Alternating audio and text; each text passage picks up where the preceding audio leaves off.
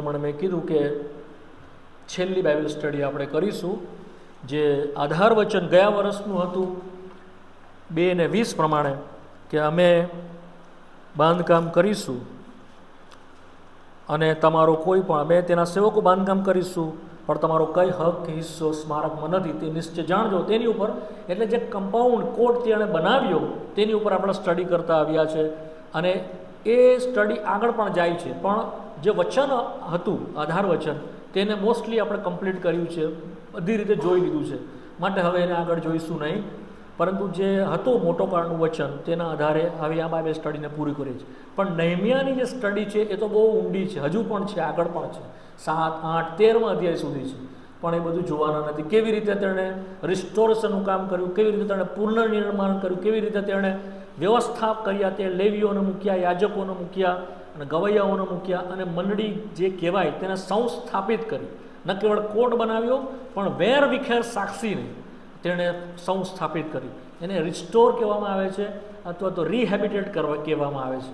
તે પણ એણે કર્યું અને સર્વ પ્રકારની બદીઓ, ગંદકીઓ, અશુદ્ધતા આત્મિક રીતે અને સામાજિક રીતે અને નૈતિક રીતે જે સર્વ પેઠેલી હતી તે સર્વને બહુ કડકાઈથી શિસ્ત રીતે ડિસિપ્લિનમાં લાવીને દૈવી શિસ્તથી તેણે દૂર કરી. તો એ બધું નથી જોવાના, તમે તમારા સમયમાં વાંચજો, પ્રભુ તમને પ્રકાશ આપશે અને સમજણ તમારી વધારશે.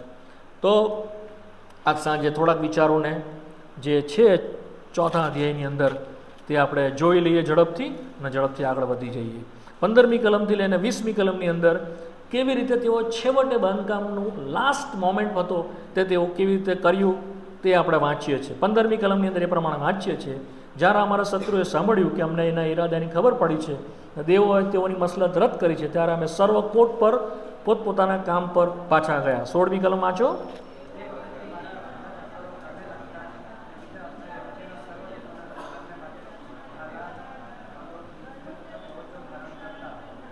સત્તરમી કલમ, જેઓ કોટ બાંધતા હતા તેઓ તથા જેઓ માથા પર બોજો ઉપાડતા હતા તેઓ પણ શસ્ત્ર સજ્જિત રહેતા.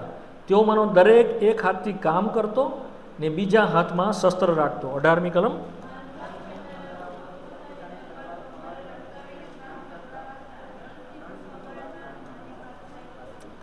મેં અમીરોને, અમલદારોને તથા બાકીના લોકોને કહ્યું કે કામ મહાભારત તથા ઘણું છે અને આપણે કોટ ઉપર એકબીજાથી ઘણા છૂટા પડી ગયેલા છીએ.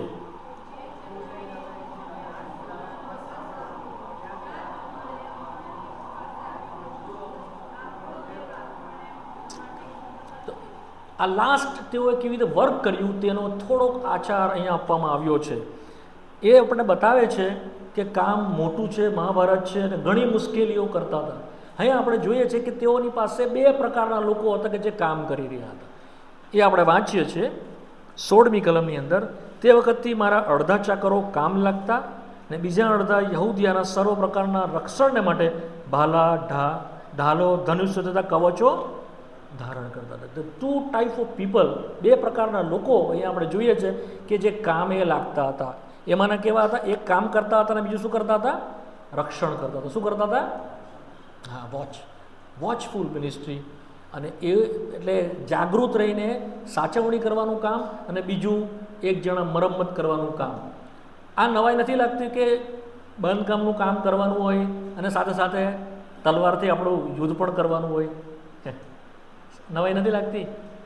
આપણે બિલ્ડિંગ બનાવતા હોય અને બાંધકામ કરનાર જે મિસ્ત્રી હોય એ પ્લાસ્ટર કરતો હોય કે ચણતર કરતો હોય, સાથે સાથે તલવાર પણ રાખતો હોય, એટલે એક હાથથી લડવા પણ જતો હોય ને એક હાથથી બાંધકામ બી કરતો હોય. એવું કઈ જોવા મળે છે કોઈ બિલ્ડિંગના બાંધકામમાં? જોઈએ છે એવું કોઈ મજૂર કે કોઈ કારીગર એવું કરે છે? ના, એવું કોણ કરે છે? એવું કોઈ કરતું નથી. એ કાં તો બાંધકામ કરતો હોય કાં તો એ સૈનિકનું કામ કરતો હોય. બેમાંથી એક જ કામ થાય. 2 કામ એક સાથે થઈ શકતા નથી. માટે એણે શું કીધું? કેટલાકને જવાબદારી સોંપી. 2 પ્રકારની અલગ અલગ જવાબદારી સોંપવામાં આવી. 2 પ્રકારની જવાબદારીમાં એવું હતું, એક જણાઓ જેવો છે તેઓ બાંધકામ કરશે અને બીજા શું કરશે? ધ્યાન રાખશે. શું કરશે? જાગૃત રહીને ધ્યાન રાખશે. કારણ કે ગાફેલિયત થશે. જે બાંધકામ કરતો હોય તો 2 બાજુ ડાયરેક્શન કરી શકતો નથી. પરંતુ આ બંને પ્રકારના વ્યક્તિઓની પાસે શું હતું?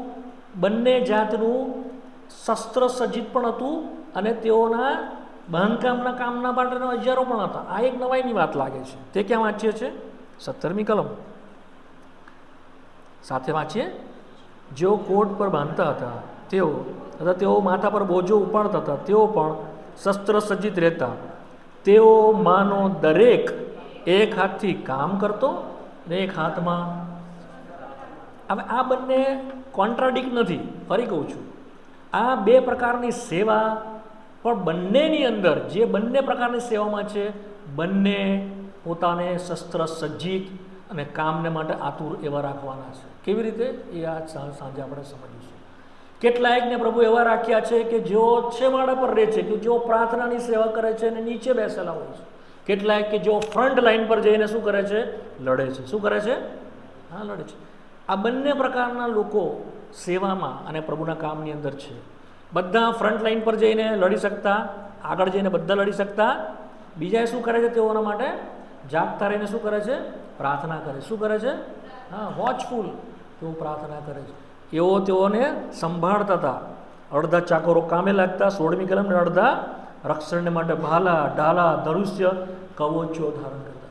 આ બતાવે છે આત્મિક યુદ્ધમાં જ્યારે આપણે છે, પ્રભુના કામમાં આપણે છે, અમારા જેવા કે જેઓ ફ્રન્ટ લાઈનમાં સેવા કરી રહ્યા છે, બાંધવાનું કામ કરી રહ્યા છે, બટ વી નીડ, અમને એ જરૂર છે, અમારા માટે કોઈ પ્રાર્થનાઓ કરે. શું કરે? જાગૃત રહીને શું કરે? અમારા માટે પ્રાર્થના કરે. દરેક સેવાની આગળ અને પાછળ જે જાય છે તે પ્રાર્થના જાય છે. શું જાય છે? હા, વેરી વેરી ઇમ્પોર્ટન્ટ. જો પ્રાર્થનાની સેવા નહીં તમારી ને મારી હશે તો જો ફ્રન્ટ લાઈનમાં છે તેઓના હાથ નબળા પડશે. તેઓ પ્રભુના માટે લડી નહીં શકશે, પ્રભુના માટે બાંધી નહીં શકશે. કામ ભારે છે, કામ મહાભારત છે, શત્રુના ભયંકર હુમલાઓ છે, આપણે બધું જોઈ ગયા છે. આવા મોટા હુમલાઓની મધ્યમાં પ્રાર્થના જે છે વેરી વેરી ઇમ્પોર્ટન્ટ છે. જો તમે પ્રાર્થના નહીં કરશો વાલાઓ, અમે અહીંયા ઊભા રહીને પ્રભુનું વચન નહીં આપી શકીએ. એ બહુ સાફ વાત છે. પ્રભુનું વચન આપવાના માટે બહુ સ્કિલ અને બહુ જ્ઞાન અને બહુ એ વસ્તુની જરૂર નથી. હા, ઠીક, કેટલાક અંશે બરાબર છે, બટ પ્રાર્થનાનો સપોર્ટ બહુ ઇમ્પોર્ટન્ટ છે. શું તમે અમારા માટે પ્રાર્થના કરો છો? હા કે ના? કરો છો? પ્રભુની સ્તુતિ કરો. Very very important.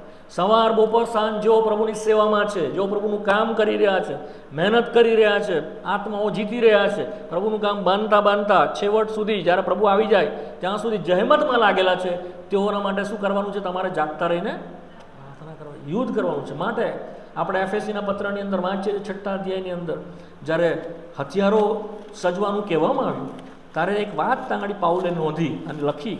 વાંચી જઈએ એફએસસીનો પત્ર, એફએસીઓનો પત્ર 6 અધ્યાય 18મી કલમ વાંચો. હા, સાથે વાંચો, સાથે. આત્મામાં હર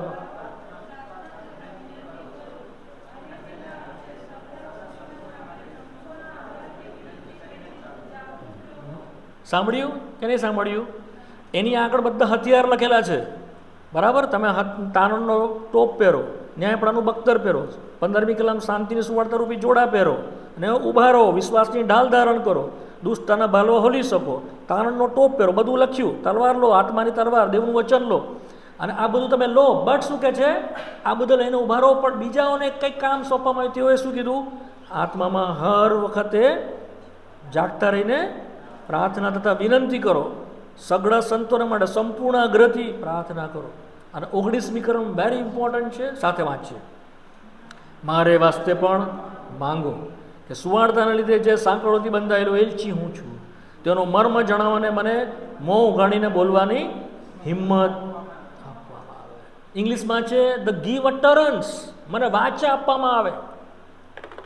આ જે બોલાય છે ને તે વાચા છે. શું છે? પ્રભુ તરફથી અપાયેલી. એ ક્યારે મળે છે? જ્યારે તમે પ્રાર્થના કરો. એમને નહીં બોલાય. તો જ્યારે તમે જુઓ છો કે પ્રભુનું વચન નથી આવી રહ્યું, પ્રભુનો દાસ ઊભો થાય છે પણ કશું એ જે સ્પિરિચ્યુઅલ પ્રભુનો પ્રકાશ, પ્રભુનું વચનનો જે અધિકાર, પ્રભુનું વચનનું જે સામર્થ્ય જો નથી આવી રહ્યું તો એમાં એ ભાઈનો વાંક હશે કે ખબર નહીં મને, બટ આપણો વાંક છે. We are fail. કારણ કે આપણે પ્રાર્થના કરી, વારંવાર અમે કહીએ છીએ, વી નીડ યોર પ્રેયર. તમારી પ્રાર્થનાઓની જરૂર છે. તમારી પ્રાર્થનાઓના લીધે બીજાઓ જેઓ પ્રાર્થના કરે છે, અલગ અલગ જગ્યાએ પ્રાર્થના, એના પ્રાર્થનાના જવાબમાં અમે ઊભા છીએ. અમારા સ્કિલથી નહીં, અમારી બુદ્ધિથી નહીં, અમારા જ્ઞાનથી નહીં, અમારી આવડતથી નહીં. પ્રભુની બીજાઓની પ્રાર્થનાના કારણે પ્રભુ તરફથી અટરન્સ વાચા આપવામાં આવે છે. તો વલાઓ એ આપણો ભાગ લઈએ. શું કરવાનું છે? આપણે સતત જાગતા રહીએ. અને શું કરીએ? જો જાગશું નહીં ને તો પ્રાર્થના નહીં કરી શકીએ. પ્રાર્થનાના માટે શું ઇમ્પોર્ટન્ટ છે? શું? જાગવું. શું? આપણે બહુ ઊંઘ આવે. કેમ? મિટિંગમાં બી ઊંઘ આવે, મેસેજ આપે ત્યારે બી ઊંઘ આવે, પ્રાર્થનામાં તો સુઈ જ જાય. એટલે પછી બધા જોર જોરથી બૂમાબૂમ કરીને પ્રાર્થના કરતો પેલો જાગતા રહે. પણ જો શાંતિથી પ્રાર્થના થતી હોય તો બધા સૂઈ જાય. એવું નહીં. પ્રાર્થનામાં શું કરવાનું છે? જાગતા રહેવાનું છે. જાગતા રહીને પ્રાર્થના કરવાની. જો એક બે કલમ જોઈ લઈએ. માર્કની સુવાર્તા 13મો અધ્યાય. માર્કની સુવાર્તા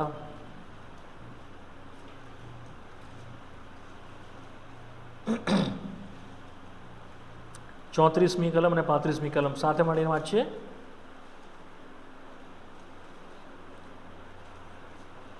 તેત્રીસમી કલમ પહેલાં વાંચીએ. 13 ને 33. માર્ક 13 ને 33 સાથે વાંચીએ.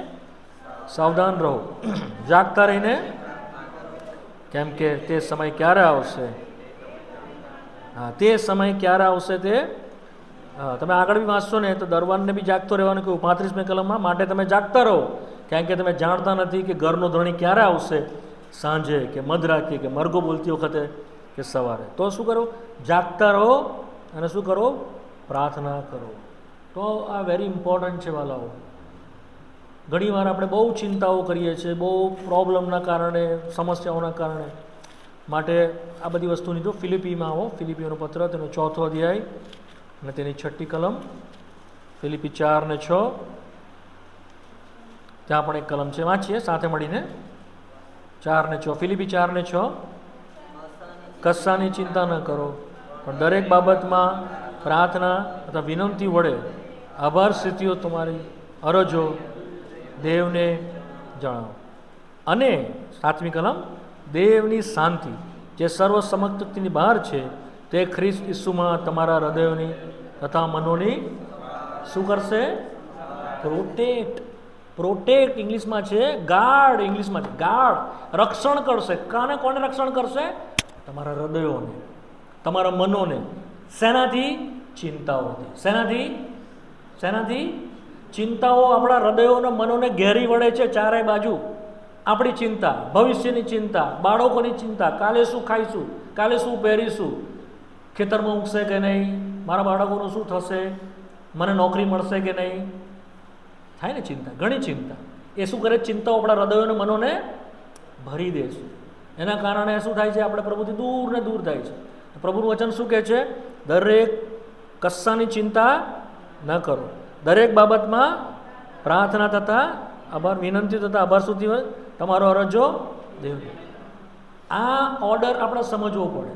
જો આપણે આ ઓર્ડર નહીં સમજીએ, આપણી ચિંતાઓને અટકાવવાના માટે, રક્ષણના માટે, એ ભાલાને અને શત્રુના એ બળતા ભાલાને અટકાવવાના માટે પ્રાર્થના દ્વારા ગાર્ડ કરવામાં આવે છે, રક્ષણ કરવામાં આવે છે. શું કરવામાં આવે છે? જ્યારે તમે પ્રાર્થના કરશો એ ચિંતાઓ જતી રહેશે. એ વિચારો કે જે તમને ભરમાયા કરે આખો દિવસ, પ્રભુ મારું શું થશે, હું એકલો છું, હું એકલી છું, પ્રભુ મારું આ શરીર કેવું થઈ ગયું, બહુ ચિંતાઓ હોય. મને બી હોય છે, મોટા. આપણે માણસના છે, પણ પ્રભુની સ્તુતિતાઓથી આપણું બંધારણ જાણે છે, આપણે માટીના છે તે સંભાળે છે, આપણી નિર્બળતા ઉપર આપણે દયા કરે છે. હા ને, આપણી બધી મુશ્કેલીને ખબર છે કે આપણે શું મુશ્કેલી છે. માટે આપણે શું કરવાનું? દોડી જવાનું એની પાસે અને શું કરવાનું? પ્રાર્થના કરવાની. શું કરવાનું? ગાઢ રક્ષણ કરશે. તો આ આપણું કામ છે. ફ્રન્ટ લાઇનમાં છે તેઓના માટે પ્રાર્થના કરીએ, જેઓ મુશ્કેલીઓ છે તેઓના માટે પ્રાર્થના કરીએ. ઊંઘીએ નહીં, ગાફેલ રહીએ નહીં તો આપણા જીવનોની અંદર ચિંતાઓ વધતી જશે, પ્રભુથી આપણે દૂર ને દૂર થશું. બીજો એક વિચાર બી જોઈ લઈએ. 17મી કલમની અંદર છે કે તેઓ શું કરતા? કોટ ઉપર બાંધતા, જેઓ માથા પર બોજો ઉપાડતા હતા તેઓ પણ શસ્ત્ર સજ્જિત રહેતા. તેઓમાંનો દરેક એક હાથથી કામ કરતો, બીજા હાથમાં શસ્ત્રો રાખતો. તેઓ માથા પર શું ઉંચકતા હતા? બોજા ઉપાડતા હતા. શું ઉપાડતા હતા? બોજા ઉપાડતા હતા. આ વાલાઓ આપણને ગમતું, આપણને જવાબદારી ઉંચકવાનું, બોજ ઉંચકવાનું ગમતું નથી. પ્રભુ ચાહે છે વાલાઓ આપણે બોજ ઉપાડનારા થઈએ. પ્રભુના કામની અંદર બધા એવા નથી કે જે સર્વ સારા સંપાદન થઈને આગળ બેસી જાય છે. બધા બોજ ઉપાડતા ઉપાડતા, જવાબદારી ઉપાડતા ઉપાડતા આગળ વધે છે. નાની જવાબદારી સોંપવામાં આવે, નાની રીતે આપણે શું થવું જોઈએ? વિશ્વાસ યોગ્ય થવું જોઈએ. શું થવું જોઈએ? હા, પ્રભુએ નાની જવાબદારી સોંપી, વિશ્વાસ યોગ્ય, તો પ્રભુ મોટી જવાબદારી સોંપે છે. જે નાનામાં વિશ્વાસ, થોડામાં વિશ્વાસુ નથી, તે ઘણામાં વિશ્વાસુ થતો. માટે બહુ ઇમ્પોર્ટન્ટ છે વાલો. જો નાની જવાબદારી પ્રભુએ સોંપી, નાનો બોજ પ્રભુ આપણને મૂક્યો, તો આપણે શું થવું જોઈએ? એ બોજને ઉપાડતા શીખવું જોઈએ. ફર્સ્ટ. સેકન્ડલી, આપણે પોતાનો બોજ ઉપાડીએ એટલું નહીં, પણ બીજાઓના બોજ પણ જ્યારે બાંધીએ છીએ ને ત્યારે બોજો ઊંચાકવો પડે છે. ગલાતીઓનું પત્ર 5મો 6ઠ્ઠો અધ્યાય 5મી કલમ પહેલાં વાંચો. ગલાતી 6 અને 5 ઝડપથી. હા, વાંચો ગલાતી. હા, દરેક માણસ શું કરવું પડશે? હા, સૌથી પહેલાં કોણ ઊંચકવાનો બોજો છે? બીજાઓનો બોજો પછી ઊંચકજો, પહેલાં પોતાનો બોજો ઊંચો. એનો મતલબ શું છે? કે આપણે પોતે સ્થિર થવું પડે. આપણા માટે મોટા ભાગે કેવું પરોક્ષલક્ષી જીવન જીવે. એટલે શું? બીજો હોય એની પર આમ ઢળી જઈએ. શું કરીએ?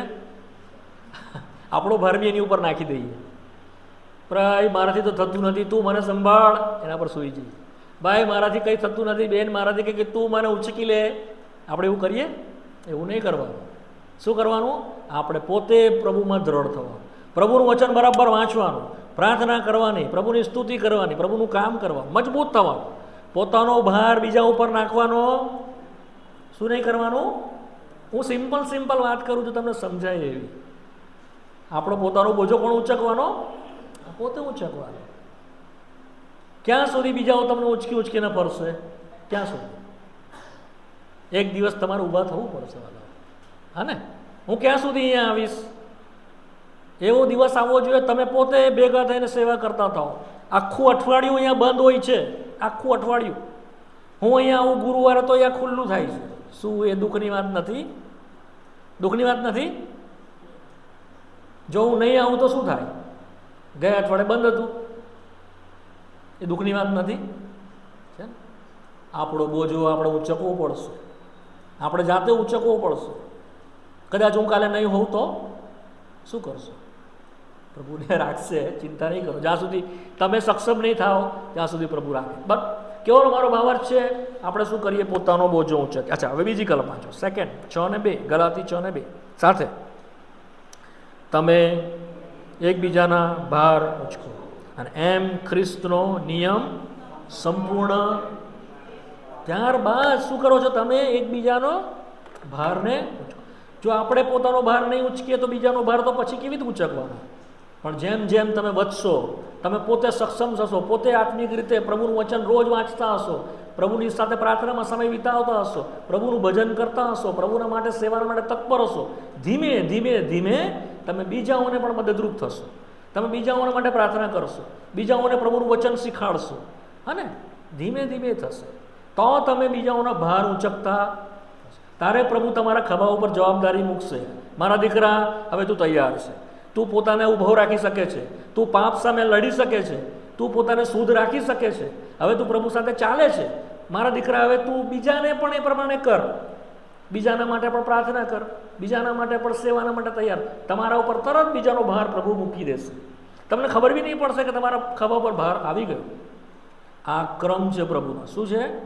પ્રભુ ઈસુએ પણ એ જ ક્રમ કર્યો. માટે અહીંયા લખ્યું, શું લખ્યું છે? ખ્રિસ્તનો નિયમ સંપૂર્ણ. એણે એ જ કર્યું. એણે સર્વના પાપનો ભાર ઉઠાવ્યો, સર્વ લોકોના દુઃખોનો ભાર તેણે ઉઠાવ્યો, સર્વની મુશ્કેલીઓનો ભાર તેણે ઉઠાવ્યો. માથીની સુવાર્તા 11મા અધ્યાયની 28મી કલમમાં, ઓ વૈતું કરનારાઓ તથા સગળા ભારથી લદાયેલાઓ, તમે મારી પાસે અને હું તમને. What a great god who become man. કેવો મહાન દેવ કે જે માણસ થયો. માર્કની સુવાર્તાની અંદર તેને સેવક તરીકે બતાવવામાં આવ્યો છે. બીજા અર્થમાં બળદ તરીકે બતાવવામાં આવ્યું. શું? હા, એઝ અ બળદ જે ભારને વહન કરે. બળદ શું કરે? બધો ભાર શું કરે? પોતા પર ઉઠાવે. એ પ્રમાણે પ્રભુ ઈસુ ખ્રિસ્તનું ચિત્ર માર્કની સુવાર્તામાં બતાવેલું છે. બેલ એક બળદની જેમ બધો ભાર પોતાની ઉપર ઉઠાવીને તે આગળ. યશાયાના 9મા અધ્યાયની 6ઠી કલમમાં શું લખેલું છે? સર્વ રાજ્યોનો ભાર તેના ખભાની ઉપર દેવા મૂકેલો છે. બધો ભાર તેણે પોતાની ઉપર લીધો અને તે પણ આપણને એ જ નમૂના આપે છે. તેણે આપણા ભારને પોતાની ઉપર લીધા. શું કર્યું તેણે? રોજ રોજ તે આપણો બોજો ઉંચકે છે. ઉંચકે છે કે નહીં? ક્યાં વાંચીએ છીએ? ગીતશાસ્ત્ર 68. ગીતશાસ્ત્ર 68 મારા ખ્યાલથી 19મી કલમ છે, જોઈ લો. હા, એ જ છે. ગીતશાસ્ત્ર 68 ને 19 વાંચી જાઓ ઝડપથી.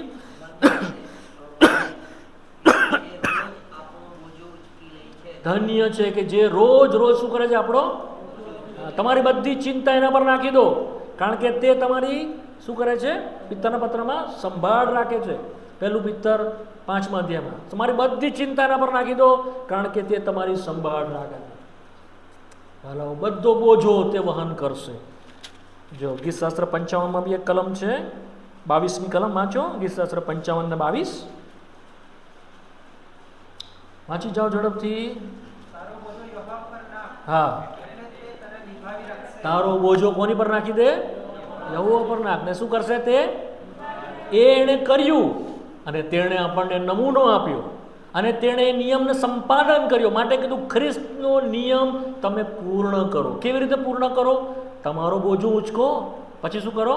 તમારા પડોશીનો, તમારા ભાઈનો, તમારા બહેનનો બોજોને ઉચકો. સમજ પડી? હા કે ના? શું તમે તૈયાર છો સેવાના માટે, કે પીઠ દેખાડીને જતા રહેશો? જો પ્રભુ નાનું સેવાનું કામ સોંપે, આ સાફ સફાઈ કરવાની છે, અહીંયા વાળવા જોડવાનું છે, બેસવાના માટે લોકો આવશે, તમે તૈયાર કરવાનું છે, તમે જાતે ઉઠાવશો? મ્યુઝિક ઇન્સ્ટ્રુમેન્ટ છે, વગાડવાનું છે, શું તમે જાતે ભાર ઉઠાવશો? જમવાનું બનાવવાનું છે, આ બધું ભાર છે બાલાઓ. આ બધી સેવા છે. આપણે કોઈ માણસની સેવા કરતા આપણે કોની સેવા કરીએ છીએ? પ્રભુની સેવા કરીએ છીએ. કોની સેવા કરીએ છીએ? હા, જો એ કલમ બી જોઈ લો. કલોસીઓનો પત્ર, કલોસીઓનો પત્ર 3જો અધ્યાય 24મી કલમ 23 અને 24 વાંચી છે. કલોસી 3, 23 ને 24. ઘણી વખતે મેં વંચાવી હતી, પાછા વાંચીએ. કલોસી 3, 23 ને 24 ઝડપથી. માણસોને સારું પણ જાણે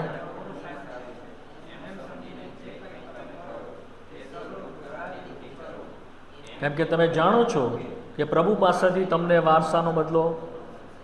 તમે તો ખ્રિસ્તની સેવા. કોની સેવા કરો છો તમે? પ્રભુની સેવા કરો. તો કોઈ માણસ જુએ છે ત્યાં સુધી નહીં, માણસને પસંદ પડે એના માટે નહીં, પણ પ્રભુ જુએ છે ગુપ્તમાં પણ.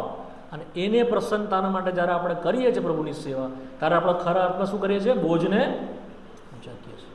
પ્રભુ તમને કરે વાલાઓ, એટલા તમને તૈયાર કરે. તમે પોતાનો બોજ ઉચકો, તમારા ઘરનાનો બોજ ઉચકો, તમારા જ્યાં તમારા આજુબાજુના ગામના છે, જેઓને જરૂર છે તેઓનો બોજ ઉચકો. પ્રભુનો બોજ ઉચકતા ઉચકતા તો આ પ્રમાણે ક્રમ આપવામાં આવ્યો. અચ્છા, પછી જો હવે શું વાંચીએ છીએ? આવી જાઓ ઝડપથી નેમિયામાં. આજે પૂરું કરી દેવું છે મારે, વધારે ખેંચવું નથી આને, એટલે ઝડપથી જોઈ લઈશું. વિસ્તારથી નથી જોયા, ખાલી આઉટલાઇન જોઈ રહ્યા છે. અચ્છા, હવે શું તેઓ લખે છે? 18મી કલમ. બાંધકામ કરનારાઓ પોતપોતાની કમરે લટકાવીને કામ કરતા રણસિંગનું વગાડનાર મારી પાસે હતો. 19મી કલમ. મામીરોને, અમલદારોને, બાકીના લોકોને કહ્યું કે કામ મહાભારત તથા ઘણું છે અને આપણે કોટ ઉપર એકબીજાથી છૂટા પડી ગયેલા છે. આ શું બતાવે છે? તે લોકો છે ને બહુ ઓછા લોકો હતા. શું હતા તેઓ? બહુ બધા નહીં હતા. જો 7મો અધ્યાય 4થી કલમ. નેહમિયા 7 ને 4 વાંચો. નગર વિસ્તીર્ણ હતા, મોટું હતું, પણ એમાં લોક થોડા હતા ને ઘરો હજુ તો તેઓ છૂટીને બંદીવાનમાંથી આવેલા. જો કે એ લોકોને 80-90 વર્ષ થઈ ગયા, તો પણ લોકો કેટલા હતા? બહુ થોડા. ઘરો બી હજુ બનેલા નહીં, કારણ કે ઘર બધું તોડી નાખવામાં આવ્યું. થોડાક જ ઘર હતા. માટે તેઓની પાસે એટલા બધા સૈનિકો નહોતા કે તેઓ યુદ્ધ કરી શકે. તેઓની પાસે એટલા કામદારો નહોતા કે તેઓ બાંધકામ કરી શકે, માટે કામદારો સૈનિકો બનતા અને સૈનિકો જ કામદારો બનતા. ડ્યુઅલ રિસ્પોન્સિબિલિટી, બેવડી જવાબદારી તેઓ. વાલાઓ, પ્રભુ આપણને કરે. જો કે આપણે ચાહે પ્રાર્થનામાં પાછળ બેસતા હોય તો પણ આપણે શસ્ત્ર સજ્જિત રહેવાનું છે, જાગૃત રહેવાનું છે. હથિયાર હેઠે મૂકવાના નથી. કયા હથિયાર? એફએસી 6 જે બતાવ્યા છે. જો આપણે બાંધકામ કરી રહ્યા છે તો પણ આપણે શસ્ત્ર સાથે રાખવાનું. તમને સમજ પડી ગઈ? ક્લિયર? કોન્સેપ્ટ ક્લિયર થઈ ગયો? પ્રભુ તમને સમજાવે. હવે કે છે કે અમે એકબીજાથી છૂટા પડી ગયેલા છે. દેવનું કામ બહુ મોટું છે, મહાભારત છે. તમે વિચાર કરો કેટલા લાખો લોકો છે, પ્રભુની સેવાના કરવાના પાત્રો કેટલા છે. માટે પ્રભુએ શું કહ્યું કે મજદૂરો શું છે? ઓછા, થોડાક છે. ફસલ પુષ્કળ પાકેલી છે પણ મજૂરો બહુ ઓછા છે. યોહાનની સુવાર્તાના 4 અધ્યાયમાં પ્રભુએ આ શબ્દનો વાપર્યા. તમારી નજર ઉંચકીને જુઓ, ફસલ પાકી ચૂકી છે અને મજૂરો તો આમ ધણીને પ્રાર્થના કરો કે તે પોતાના મજૂરોને મોકલી આપે. સો બિલવડ વાલાઓ, આ અમારા હૃદયનો બોજ છે. તમારામાંથી પણ એવા ઊભા થાય પ્રભુની સેવાના માટે, ખરેખર આગળ આવે, સાચા અર્થમાં આગળ આવે. પ્રભુ તમને ઊભા કરીને વાપરશે. શુદ્ધતામાં, પવિત્રતામાં પોતાનો પાત્રને અલગ રીતે રાખો. જો પ્રભુની સેવા કરવા માંગો છો તો બધું ભેળસેળવાળું નહીં ચાલશે. અહીંયા પણ બેસીશ, ત્યાં બી બેસીશ, આ પણ કરીશ, તે પણ કરીશ, તો પ્રભુ નહીં વાપરી શકે. ઇવન અમે પણ તમારો ઉપયોગ નહીં કરી શકીએ વાલાઓ. અમારા હાથ પ્રભુની ડિસિપ્લિનથી બંધાયેલા છે. કેવળ તમે જો શુદ્ધતામાં રહીને, અલગતામાં રહીને તમારી સાક્ષી જાળવેલી હશે તો નાનામાં નાની સેવા પ્રભુના ઘરમાં પણ છે, તમારો ભાગ બનશે, તમારો હિસ્સો બનશે. અમે કોઈ માણસને ખુશ કરવા માટે કોઈ પણ કામ કે સેવા કરતા નથી. અમે પણ એ જ રીતે તૈયાર થયા છે. અમને પણ કોઈ ખુશામત કરીને અમને આગળ નહીં કર્યા, કદી પણ નહીં. સમજાય છે હું તમને કહેવા માંગુ છું? અમે માણસને ખુશ કરવાના માટે, કોઈ નથી માટે કરી નાખો માટે, એવી રીતે કદી અમે કામ કરતા નથી. પ્રભુનું વચન અમને અલાઉ કરતું નથી. શુદ્ધતામાં, અલગતામાં જે દિવસે તમે પૂરી રીતે આવશો, ઊભા રહેશો, પ્રભુના માટે અવેલેબલ રહેશો, પ્રભુ તમને ઉઠાવશે. તે અમને પણ પ્રેરણા કરશે કે પ્રભુ તરફથી આ વ્યક્તિઓ છે, નાવ યુઝ ધેમ, તેઓનો ઉપયોગ કરો. પ્રભુ તમારો ઉપયોગ કરશે. એનીવે, તો તેઓ છૂટા પડી ગયેલા છે. હવે આ છૂટા પડી ગયેલા છે ત્યારે તેણે શું કહ્યું? અમે જો રણશીંગડું વગાડીએ તો અમારી પાસે શું કરવાનું? તમારે દોડીને આવવાનું. 20મી કલમ. તો જે જગ્યાએથી અમે રણશીંગડુંનો અવાજ સાંભળો ત્યાં અમારી પાસે આવી પહોંચવું. આપણો દેવ આપણે સાધુ. બહુ દયનીય સ્થિતિ હતી વાલાઓ. જ્યારે પુષ્કળ લોકો એક બાજુ પર ધસી આવતા તો તેઓ રણશીંગડું વગાડતા, કારણ કે ત્યાં આગળ ઓછા લોકો હતા. તો બીજાઓ આવીને શું કરતા? તેઓને મદદ કરતા. શું કરતા? મદદ. અત્યારે તમે રણશીંગડું વગાડો છો, તમે દોડીને આવીએ છીએ. હા કે ના?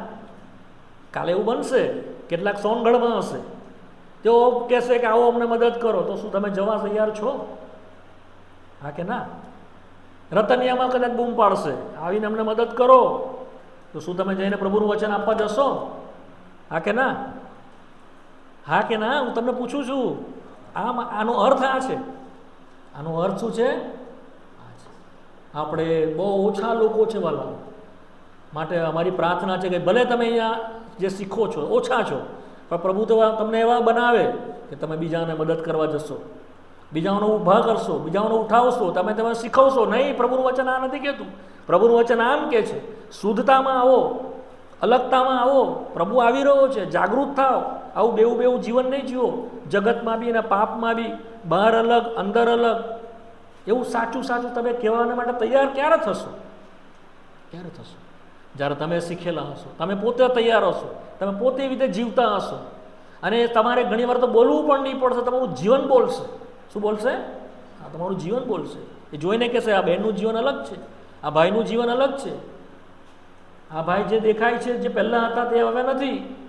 એના મોં પર પ્રકાશ તો જુઓ, એનો ચહેરો કેટલો ચમકે છે.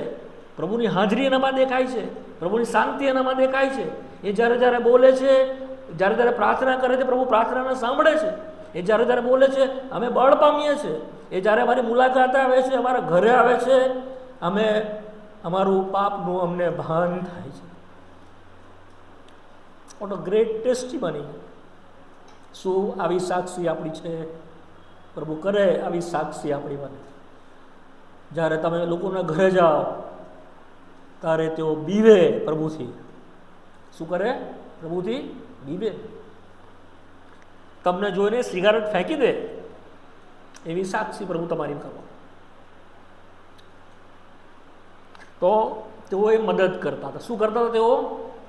કેવી રીતે મદદ કરતા હતા? રોમિયોનો પત્ર આપણે આવી રીતે મદદ કરવાની છે. રોમિયોનો પત્ર 15મો અધ્યાય પહેલી કલમ વાંચીએ સાથે મળીને.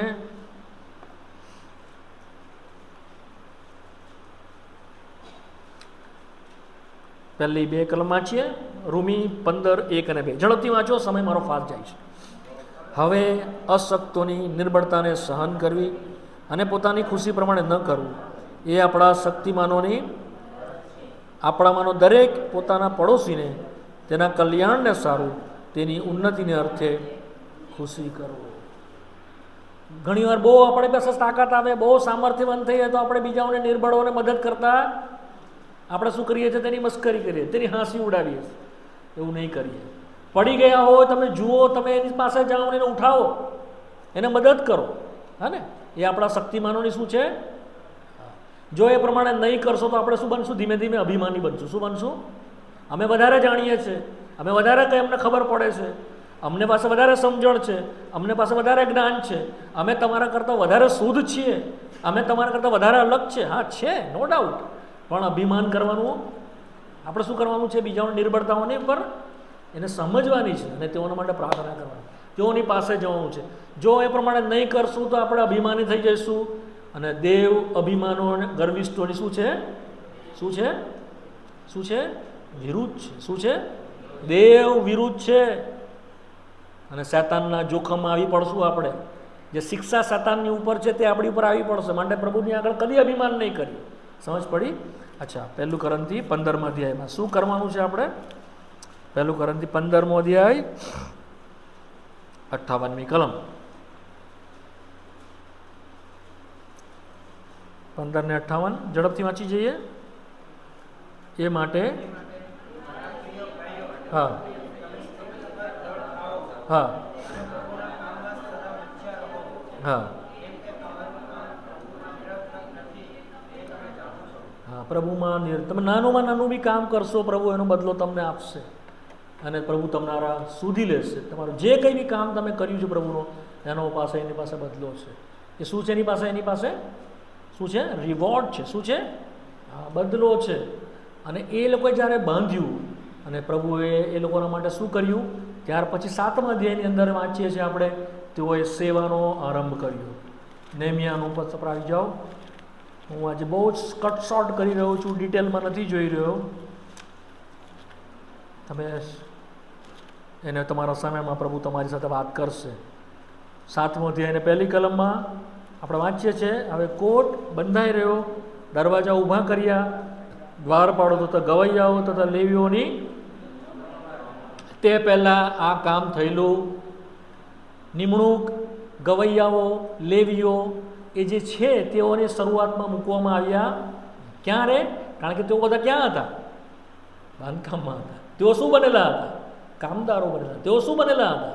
મજૂરો બનેલા હતા. તેઓ શું બનેલા હતા? સૈનિકો બનેલા હતા. તેઓ લડાઈ કરી રહ્યા. તમે સમજી શકો છો વાલાઓ? જ્યાં સુધી સાક્ષી સ્થપાતી નથી ત્યાં સુધી દેવની જે મૂલ્યવાન સેવા છે તેનો આરંભ થતો. અહીંયા જ્યારે સાક્ષી પૂરી રીતે સ્થપાશે, મુકાશે, વ્યક્તિગત સાક્ષી, પારિવારિક સાક્ષી, માંડલિક સાક્ષી જ્યારે ખરેખર ઊભી થશે, પ્રભુ યોગ્ય સમયે સેવાનો આરંભ કરશે. શું કરશે? પછી એ બધી નિમણૂક કરવામાં આવશે. કોણ સેવા? તમે પછી વાંચી જજો. અને પછી બધી વસ્તુનું પ્રભુ ધીમે ધીમે ધીમે ધીમે તેઓમાં કરતો ગયો. અને 65મી કલમ જો વાંચો, ઇમ્પોર્ટન્ટ છે, 7 અને 65. સરસુબાએ તેઓને કહ્યું, સાથે સરસુબાએ તેઓને કહ્યું કે ઉરીમ અને તુમીમ ધારણ કરનાર એક યાજક ઊભો નહીં થાય ત્યાં સુધી તમારે પરમ પવિત્ર વસ્તુને, જ્યાં સુધી યાજકીય સેવા કે ઉરીમ ને તુમીમ પહેરીને કરતો તે ના ઊભો થાય, એની અંદર તે ઉરીમ ને તુમીમથી દેવની ઈચ્છાને શોધી નાખતો. એ ખબર નહીં પડતા 2 પથ્થર હતા. આ બધું જે સેવા છે, મૂલ્યવાન સેવા છે, એ ખરેખર જે ભાગ જે છે એ પ્રભુની સાક્ષી ઊભી થયા પછી આ બધી આવે છે. તો એ દિવસ પછી જ્યારે તમે ખરેખર દ્રઢ થઈ જશો, અલગતામાં આવશો, સંપૂર્ણ રીતે અલાદગીમાં આવશો, જગતમાંથી, માણસે બનાવેલા રીતિ રિવાજોમાંથી, માણસે બનાવેલી ખોટી માંડળી સાક્ષીઓમાંથી, જે શું કહેવાય એને આર્ટિફિશિયલ, જેવી રીતે સોનાના દાગીના હોય એવી રીતે એને પેલા નકલી દાગીનાને શું કહેવાય? શું કહે છે? નકલી દાગીના હોય તેને શું કહેવાય? એનું કંઈક નામ છે, હું ભૂલી ગયો. આર્ટિફિશિયલ જે કહે ને, એમિનેટ શું કહે છે? હા, એ કહે છે, હું ભૂલી ગયો નામ. પણ એવા દાગીનાઓ બી હોય છે કે જે ખોટા હોય છે, સાચા નથી હોતા. એવી રીતે જગતમાં ખોટી મંડળીઓ બી છે. એ દેખાય મંડળી જેવી, પ્રભુની મંડળી જેવી જ દેખાય. પ્રભુની મંડળી, પ્રભુની હાજરીતા નથી, પ્રભુની શાંતિ નથી, પ્રભુનું વચન પ્રિવેલ નથી. દેવનો આત્મા મોકળાશની સાથે, દેવનો આત્મા અધિકારની સાથે, દેવનો આત્મા સાચા અર્થમાં કામ કરતો નથી. માટે લોકોના જીવનની અંદર શુદ્ધતા દેખાતી નથી, માટે લોકોના જીવનની અંદર ભરપૂરી દેખાતી નથી, માટે લોકોના જીવનની અંદર એ અધિકાર અને સામર્થ્ય દેખાતું નથી. એ સામર્થ્ય કે જે બહાર દેખાય તે નહીં, અંદર જે સામર્થ્ય છે, છુટકારાનું સામર્થ્ય, એ દેખાતું નથી. તો પ્રભુ સહાય કરે આ સમજવાના માટે. એના માટે થોડુંક આજ સાંજે જોઈએ ક્યારે એ થાય છે, અને એ વિચારથી બંધ કરીશું. 1 Corinthians, 1 Corinthians તેનો 3 અધ્યાય. ત્યાં થોડીક વાતો છે, ઝડપથી જોઈ લઈએ, ઇમ્પોર્ટન્ટ છે. 1 Corinthians તેનો 3 અધ્યાય. ત્યાં કેટલીક વાતો છે, 10 થી 15 કલમ. કરંથીનો પત્ર 1 Corinthians તેનો 3 અધ્યાય 10મી કલમ. સાથે મળીને વાંચીએ. દેવની મારા પર થયેલી કૃપા પ્રમાણે કુશળ મિસ્ત્રી તરીકે મેં પાયો નાખ્યો છે, ને તેના પર બીજો, પણ પોતે તેના પર કેવી રીતે બાંધે છે તે વિશે તેણે સાવધ રહેવું. 11મી કલમ. કેમ કે નંખાયેલો પાયો તે ઈસુ ખ્રિસ્ત છે, તે સિવાય બીજો કોઈ સાક્ષી જે છે, દેવની જીવન સાક્ષી, એ સાચા પાયાની ઉપર બંધાય છે. દેવની જીવન સાક્ષી એટલે કે મંડળી એ ક્યાં બંધાય છે? સાચા પાયાની ઉપર. શાના ઉપર બંધાય છે? સાચા. તમારા મનોમાં બરાબર આ વાત ઉતરી જાય. જો સાચો પાયો નથી, ખરો પાયો નથી, તો દેવની મંડળી ઊભી થશે. અહીંયા લખાયું છે ને, શું કહે છે? કુશળ મિસ્ત્રી તરીકે મેં પાયો નાખ્યો છે, તેના પર બીજો. હા, 11મી કલમ. નંખાયેલો પાયો તો કોણ છે? નંખાયેલો પાયો કોણ છે? ઈસુ ખ્રિસ્ત સિવાય બીજો કોઈ પાયો. એનો અર્થ શું છે? પ્રભુ ઈસુ ખ્રિસ્તની ઉપર મંડળી બંધાયેલી હોવી જોઈએ. તમારોનો મારો આધાર કે દેવની જે મંડળી, જે પવિત્ર આત્મા બાંધી રહ્યો છે, કે જ્યાં એક દિવસ દેવ નિવાસ કરવાનો છે, એવા તમે ને અમે કે જેવા જીવતા પથ્થરોની જેમ એ પથ્થરની ઉપર ચણાતા ચણાતા મકાન બને છે, અને એ મકાનમાં દેવ રહેવાનો છે એક દિવસ. એ કાં બંધાય છે? સાચા પાયાની ઉપર. શાના પર બંધાય છે? જો પાયો સાચો નથી, ખરો નથી, તો એ મકાન પણ ખરું નથી. અને તેમાં પ્રભુ રહેશે.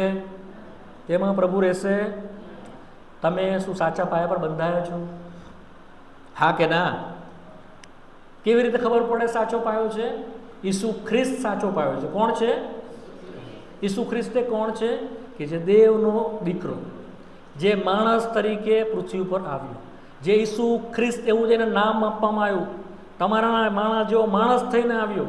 તેણે તમારાના મારા પાપોને બદલે બલિદાન થયું, તમારાના મારા પાપના ભાર ઉચક્યા, તમારે મારા માટે પ્રાયશ્ચિત કર્યું. એના લોહીથી આપણને છુટકારો કરાવવા માટે પોતે બલિદાન થયું. એની ઉપર વિશ્વાસ કરવાથી આપણને શું મળે છે? તારણ મળે છે. શું મળે છે? મોક્ષ મળે છે. એનાથી આપણને ઉદ્ધાર મળે છે. ઈસુ ખ્રિસ્ત સિવાય કશા પર નહીં. નહીં મારા સારા કામ પર, નહીં મારા ધાર્મિક જીવન પર, નહીં મારા બહુ સુંદર સારા સારા કામ કે જે બહુ સારા હોય. આ જગતમાં આપણા કરતાં સારા લોકો છે. સારા લોકો છે, દાન ધર્મ કરે છે, બહુ સાધુ સંતા પાડે છે, નથી ગાળો બોલતા, નથી સિગારેટ પીતા, નથી જુગાર રમતા, નથી ગંદુ જીવન, બહુ સારું જીવન પણ જીવે છે. પણ તેઓ સાચા પાયા ઉપર આવેલા. સમજ પડી? સાચા પાયા ઉપર શું છે? ઈસુ ખ્રિસ્ત. ગમે એટલા પાપીઓ, સારા હો તો નહીં, સારા એ પણ આવવાનું અને ખરાબ એ બી આવવાનું. કોની પાસે આવવાનું? ઈસુ કોની પાસે આવવાનું? શું કરવાનું? માફી, વિશ્વાસ કરવાનો. કેવો વિશ્વાસ કરવાનો? તું મારા માટે મર્યા, તું મારા માટે દટાયો, તું મારા માટે સજીવન થયો, તારાથી હું દેવ પાસે જઈશ, તારાથી હું અનંત જીવન પામીશ. સાદી ભાષામાં, તારાથી હું સ્વર્ગમાં. એવો વિશ્વાસ છે તમને? એ પ્રભુ ઈસુ ખ્રિસ્ત તમે આવ્યા છો? હા કે ના? તો તમે સાચા પાયા પર આવ્યા છો. સમજ પડી? આ સિમ્પલ છે. હું એકદમ સિમ્પલ કરું છું. બીજા બહુ બધા પ્રભુ ઈસુ ખ્રિસ્તના જેવા પથ્થરો બનીને બેઠેલા છે. અમારી પાસે આવો, અમે તમારી તારણ આપશું. બીજું કોઈ બી સાચો પથ્થર ઈસુ ખ્રિસ્ત. હવે થોડુંક સમજો, હું તમને સ્ક્રિપ્ચરલ ટ્રુથ બતાવું છું, જે વચનની જે સત્યતા છે તમારી આગળ બતાવું છું. પવિત્ર આત્મા તે પાયો નથી. ધ્યાનથી સાંભળજો. પવિત્ર આત્મા તે પાયો, દેવભાવ પિતા પણ પાયો નથી. ઈસુ ખ્રિસ્ત પાયો છે. કોણ છે? ઘણી વાર લોકો પ્રાર્થના બી એવા કરતા હોય છે, ખાસ કરીને તમારા ભાગોની અંદર, પવિત્ર આત્માની ઉપર વિશ્વાસ કરું છું, મને તારણ મળે. પવિત્ર આત્મા દ્વારા તારણ થાય છે. સમજ પડી? બંનેમાં ફરક છે. આ તમને ને મને માટે બલિદાન કોણ થયું છે? એ દેવ જ છે. પવિત્ર આત્મા બી દેવ છે, પિતા પણ દેવ છે, અને પ્રભુ ઈસુ ખ્રિસ્ત પણ દેવ છે. પણ બધાના રોલ અલગ છે, બધાના કામ અલગ છે. માણસ આકારમાં કોણ પ્રગટ થયો છે? પુત્ર, જે ઈસુ ખ્રિસ્ત બન્યો. તમને ને મને શું કરવાનું છે? તેની ઉપર વિશ્વાસ કરવાનો છે આપણા ઉદ્ધારના માટે. પવિત્ર આત્મા શું કરે છે? એ ઉદ્ધારનું કામ આપણામાં સંપાદન કરે છે. તે આપણને પ્રભુ ઈસુ પાસે લાવે છે. તે આપણામાં પ્રભુ ઈસુ ખ્રિસ્તની ઓળખાણ આપે છે. તે આપણી આંખોને ખોલે છે. ઓ, આ ઈસુ છે કે જે તને છોડાવશે, જે તને બચાવશે. એના પર વિશ્વાસ કર. એ કરાવે છે કોણ? પવિત્ર આત્મા. પણ પવિત્ર આત્મા પર વિશ્વાસ કરવાથી નથી તારણ. ઈસુ ખ્રિસ્તની ઉપર વિશ્વાસ. તમને સમજાય છે મારી વાત? આ સાચા પાયા પર તમારે મારે આવવું પડશે. જગતમાં યહોવા વિટનેસ છે, યહોવાને માનનારા પ્રભુ ઈસુને નથી માનતા, એવા પણ છે. આ જ બાઇબલમાંથી શીખવે છે. ખોટા પાયા પર છે. હું કોઈની ટીકા કરવા માટે નથી અહીંયા ઊભો, બટ કહેવા હું માગું છું, તમે તમારું કોન્સેપ્ટ ક્લિયર થાય. શું તમે સાચા પાયા પર આવ્યા? જો નથી આવ્યા તો હજુ પણ તમારો પાયો ખોટો છે. અચ્છા, બીજું શું છે? લૂકની સુવાર્તા 6 અધ્યાય. હું આજે એટલા માટે થોડું લાંબુ કરીશ કારણ કે તમે બહુ લેટ આવો છો. જો તમે 7:30 વાગે આવશો ને તો હું તમને વહેલા છોડી દઈશ. પણ તમે જો 8 વાગ્યા પછી આવશો, 8:30 આવશો, 8:15 આવશો, તો તમારે અડધો કલાક વધારે બેસવું પડશે. બરાબર કે નહીં? હા, તમને જમવાનું આપીશું, પણ તમે પોતે વિચાર કરો, અમે કેટલા દૂરથી આવીએ છીએ. કોના માટે આવીએ છીએ? કોના માટે આવીએ છીએ? તમારા માટે આવીએ છીએ ને? હા, તો કંટાળવાનું નહીં. ઓકે, સારું, વાંચી જઈએ ઝડપથી. 6 અધ્યાય 47મી કલમ. હા, 48મી કલમ. 48મી કલમથી વાંચો, સાથે મળીને વાંચીએ. તે એક ઘર બાંધનાર માણસના જેવો છે, જેણે ઊંડું ખોદીને ખડક પર જ્યારે રેલ આવી ત્યારે તે ઘરને નદીનો સપાટો લાગ્યો, પણ તે તેને હલાવી ન શક્યું, કેમ કે તે સારી રીતે. પણ મારી વાત જે સાંભળે ને પાડતો નથી તે એક માણસના જેવો છે, જેણે પાયો નાખ્યા વિના ભોંય પર ઘર બાંધ્યું. તેને નદીનો સપાટો લાગ્યો એટલે તે તરત પડી ગયું. અહીંયા 2 જણા છે. એક બુદ્ધિમાન માણસ છે, ડાયો છે, અને એક કેવો છે? એક મૂરખ છે. મૂરખ ક્યાં બાંધે છે? પાયા વગર. આજે ઘણા બધા ખ્રિસ્તી જે પોતાને વિશ્વાસી કેવડાવે છે, તેઓને ઈસુ ખ્રિસ્ત વગર ખ્રિસ્તી જીવન જોઈએ છે, સારું જીવન જોઈએ છે. પ્રભુ ઈસુ ખ્રિસ્ત વગર એ શક્ય. પ્રભુ ઈસુ ખ્રિસ્તની પાસે આવો, એની ઉપર ઊભા રહો. ગીતશાસ્ત્ર 40મો અધ્યાય ને બીજી કલમ શું કહે છે? વાંચો, ગીતશાસ્ત્ર 40:2. ગીતશાસ્ત્ર 40:2.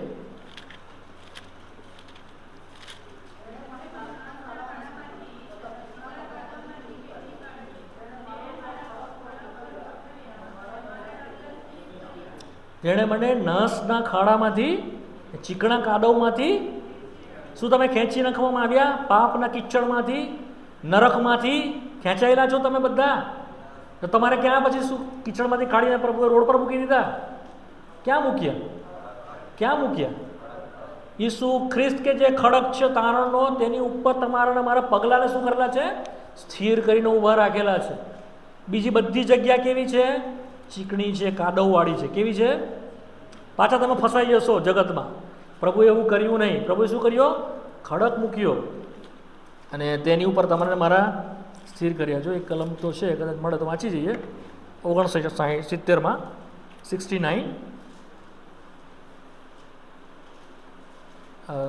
69 ને 2 વાંચો. વાંચો.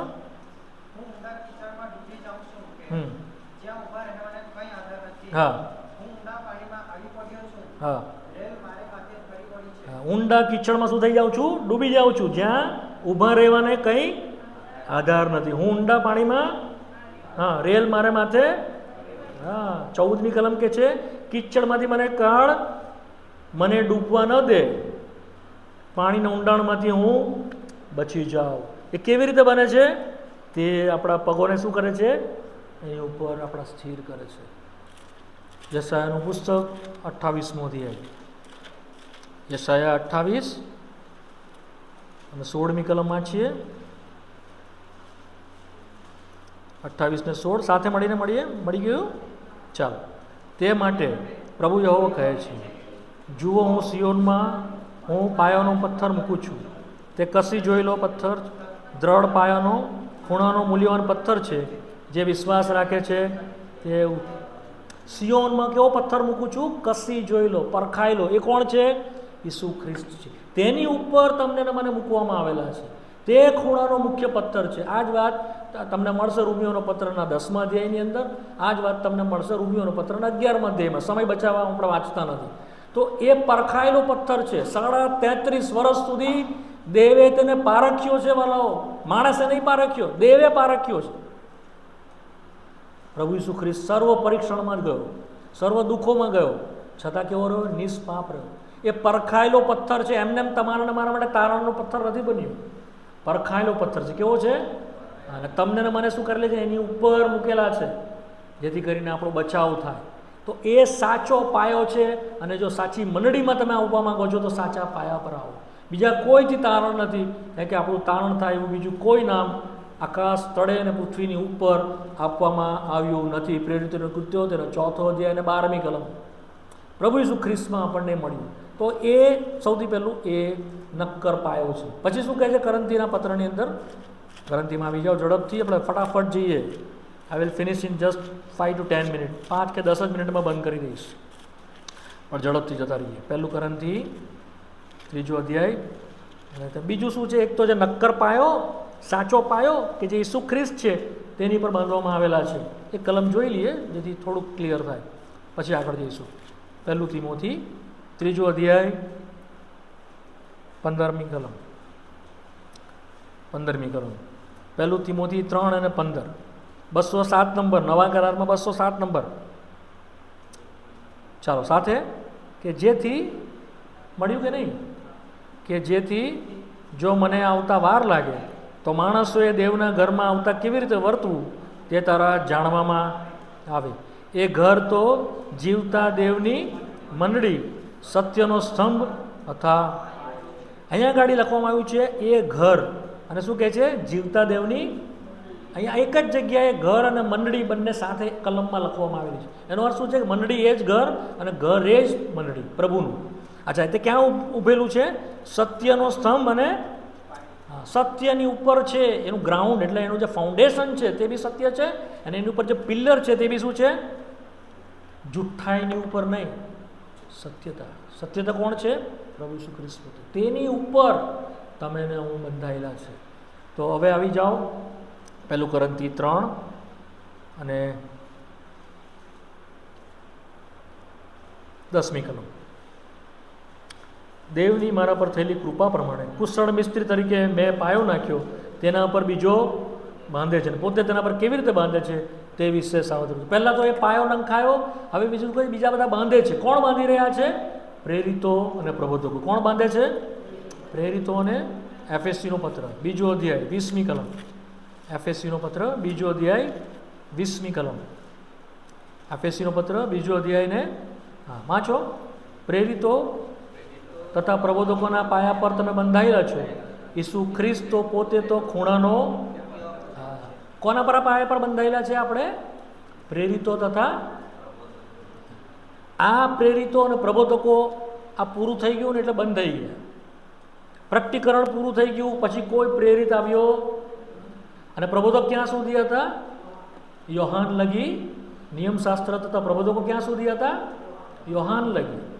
પછી કોઈ પ્રબોધક અને પ્રેરિતો નથી. હા, પ્રેરિતોના કૃત્યોમાં પ્રબોધકો દેખાડ્યા, પણ એ પદના રૂપમાં નથી, પરંતુ તેઓ દાનના રૂપમાં છે. તો મારો જે કહેવાનો મતલબ શું છે કે તેઓની ઉપર બંધાતા જાય છે. એનો મતલબ શું છે કે ત્યાં શિક્ષણ પર આપણે બંધાઈએ છીએ. કોના શિક્ષણ પર બંધાઈએ છીએ? પ્રબોધકોના અને પ્રેરિતોના. સમજ પડી? એવું મતલબ નથી કે હું પ્રેરિત છું ને હું પ્રબોધક છું, એ મતલબ નથી. સમજ પડી ને? આજે બહુ બધા નીકળ્યા છે. આઈ એમ પ્રોફેટ, હું તો પ્રબોધક છું. આઈ એમ અપોસ્ટલ, હું તો પ્રેરિત છું. હું આમ કરીશ એટલે આમ થઈ જશે, હું આવી પ્રાર્થના કરીશ. નો, બાઇબલની વિરુદ્ધ છે. શું છે? બિલકુલ બાઇબલની વિરુદ્ધ છે. કોઈકે મને આવીને પૂછ્યું, તમે શું પ્રબોધવાણી કરો છો? આ વર્ષે અમારે શું કરવાનું છે? મેં કીધું, હું કોઈ પ્રબોધવાણી નથી કરતો. પ્રભુનું વચન કે તે કરો. શું મેં કીધું એમને? પ્રભુનું વચન જે કહે તે એમાં પ્રબોધવાણી છે તમારા માટે. પ્રબોધવાણી ક્યાં છે? એ જો તમને કહે કે આજે સવારે આમ કરો તો કરજો, પેપરમાં જોઈને નહીં, ત્યાં તમારું ભવિષ્ય જોતા નહીં, પ્રભુના વચનમાંથી કહો, શોધો. જો પ્રભુનું વચન કહે છે કે બેસી જાઓ તો બેસી જાઓ, પ્રભુનું વચન કહે છે જો આગળ જાઓ તો આગળ જાઓ, ત્યાં પ્રબોધવાણી છે, ત્યાં પ્રેરિતોનું વચન છે. સમજ પડી? એ પાયા ઉપર આપણે શું કરીએ છીએ? બંધાતા જઈએ છીએ. એફએસસીનો પત્ર, ચોથો અધ્યાય, એફએસસી 4.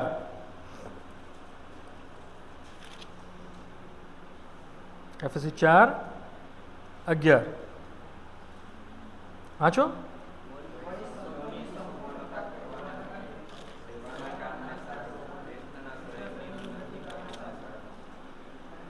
હા,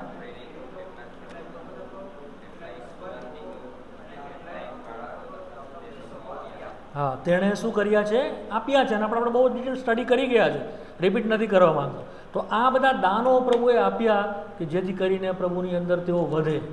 માથી, માર્ક, લુક અને યોહાન એ સુવાર્તામાં પ્રભુ ઈસુ ખ્રિસ્તને તેઓએ જોયો. કોણે? પ્રેરિતોએ. તેને સાંભળ્યો. કોણે? પ્રેરિતોએ. તેની પાસેથી શીખ્યા. જે કંઈ તેઓએ શીખ્યા તે તેઓએ શીખાડ્યું. નીચે સુવાર્તામાંથી જે કંઈ શીખ્યા તે કોણે? પત્રોમાં તેઓએ શીખાડ્યું. આખા પ્રેરિતોની કૃત્યોની અંદર તેઓ શીખાડતા ગયા. અને તે શિક્ષણ પર આપણે આજે ઊભા છે. આજે અમે નવું કોઈ શિક્ષણ આપતા નથી પોતાના ગજવામાંથી લાવીને. જો કોઈ લાવે છે આની બહાર તો પ્રભુ તરફથી નથી, એ હું કહેવા માંગુ છું. તમે ને અમે શેના પર બંધાવવાનું છે? પ્રેરિતોના શિક્ષણની ઉપર અને પ્રબોધકોના શિક્ષણની ઉપર. જે કંઈ બી છે વચનમાં અપાયેલું છે, વચનની બહાર કંઈ નહીં. જો કોઈ તમારી પાસે પ્રચાર કરીને આવે, પૂછો શું તમારી પાસે વચનથી તમે શીખાડો છો?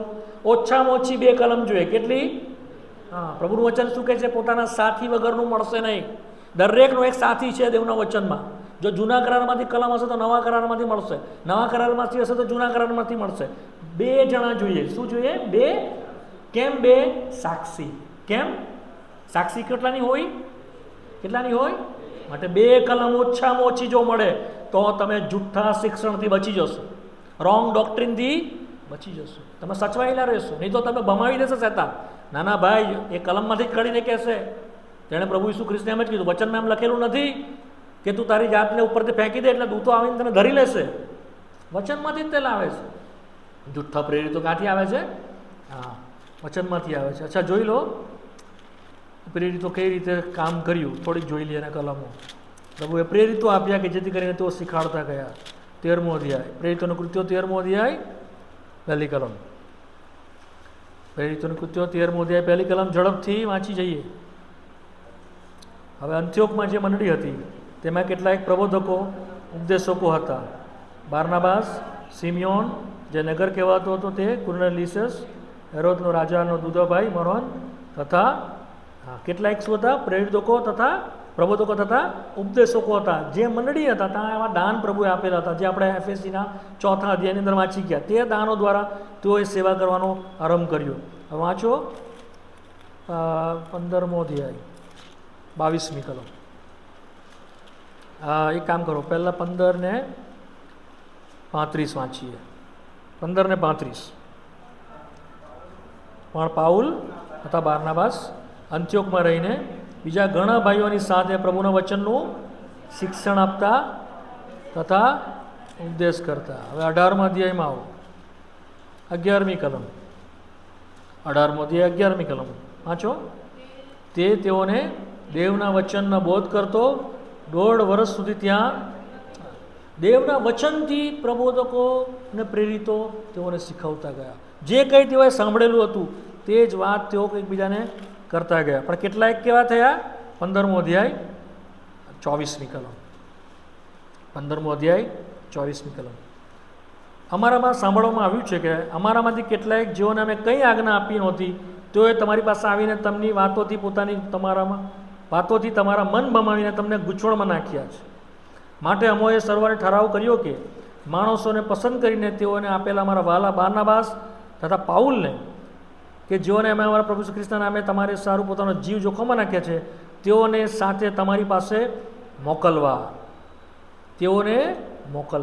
22મી કલમમાં કહે છે, ત્યારે આખી મંડળી સહિત પ્રેરિતોએ તથા વડીલોએ પોતાનામાંથી પસંદ કરેલા માણસોમાંથી, એટલે યહૂદા કે બરસબા કહેવાય છે તે તથા સિલાસ જેઓ ભાઈમાં આગેવાન હતા, તેઓને પાઉલની તથા બારનાબાસની સાથે અંત્યોક મોકલવાનો ઠરાવ કર્યો.